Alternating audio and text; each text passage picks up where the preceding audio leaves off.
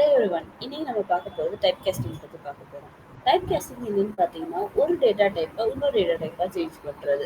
இது 2 வகைப்படும். ஒண்ணு கம்ப்யூட்டர் தானா சேஞ்ச் பண்ணுது. அதாவது Python automatically changes a data type from one to another. Okay? So அதான் implicit typecasting. Another type is explicit typecasting. Explicit typecastingனா ஒண்ணும் இல்லை, நம்ம ப்ரோக்ராமர்ஸே inbuilt functions யூஸ் பண்ணி டேட்டா டைப்ஸை மாத்துறது. ஓகே, இப்போ implicit typecastingக்கும் explicit typecastingக்கும் உள்ள வித்தியாசங்களை நம்ம பார்ப்போம். Implicit typecastingன்றது, as I previously said, it is changed by Python automatically. So இது எப்படி சேஞ்ச் பண்ணுதுன்னு பார்த்தீங்கன்னா, ஸ்மாலர் டேட்டா டைப்ஸ் எல்லாத்தையும் லார்ஜர் ஒன்ஸாக செஞ்சு மாற்றி டேட்டா லாஸை அவாய்ட் பண்ணுது. ஃபார் எக்ஸாம்பிள், ஒரு சின்ன எக்ஸாம்பிள் பார்ப்போம். ஏன்னு ஒரு வேரியபிள் எடுத்துக்கிட்டு அதில் நம்ம ஒரு வேல்யூ அசைன் பண்ணுவோம். இப்போ நான் 10ன்ற வேல்யூ அசைன் பண்ணியிருக்கேன். இந்த 10 என்னன்னு பார்த்தீங்கன்னா ஒரு இன்டீஜர் ஃபங்க்ஷன் ஒரு இன்டீஜர் வேரியபிள். ஸோ பின்னு ஒரு வேல்யூவில் ஒரு டெசிமல் வேல்யூ நான் அசைன் பண்ணுறேன்.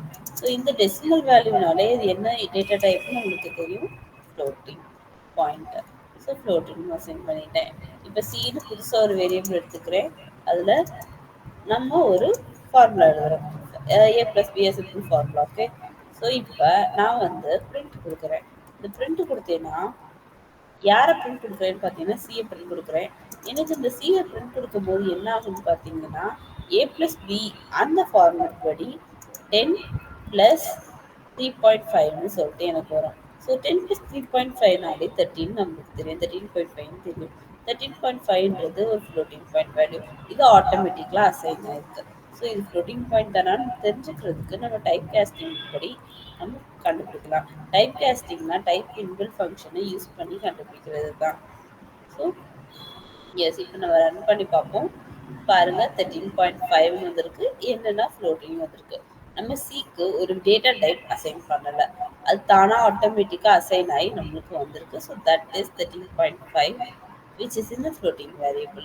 So another thing is explicit typecasting. இது மேனுவலாக கன்வெர்ட் ஆகுது, ப்ரோக்ராம் மூலியமாக கன்வெர்ட் ஆகுதுன்னு நான் ப்ரீவியஸ் செஷனில் பேசினேன்.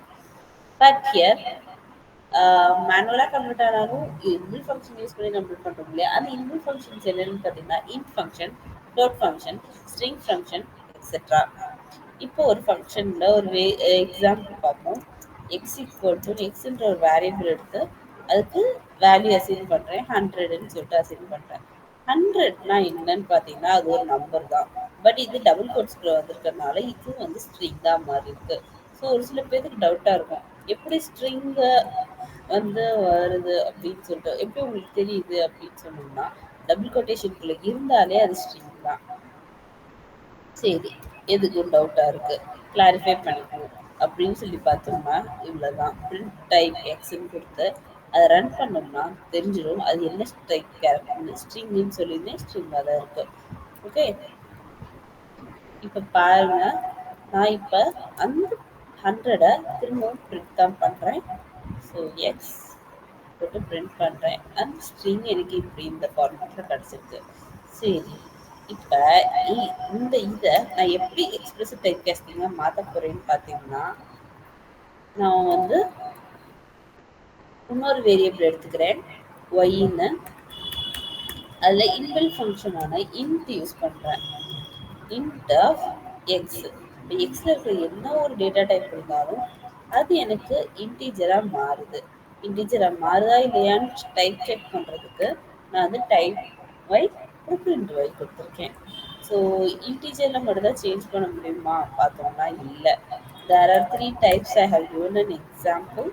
These 3 types including int, float and string. இப்போ ஸ்ட்ரிங்குக்கும் இன்ட்டுக்கும் நான் முடிச்சனால மீதி இருக்கிறது ஃப்ளோட்டு. ஸோ ஃப்ளோட்லேயும் பார்த்துருவோம்.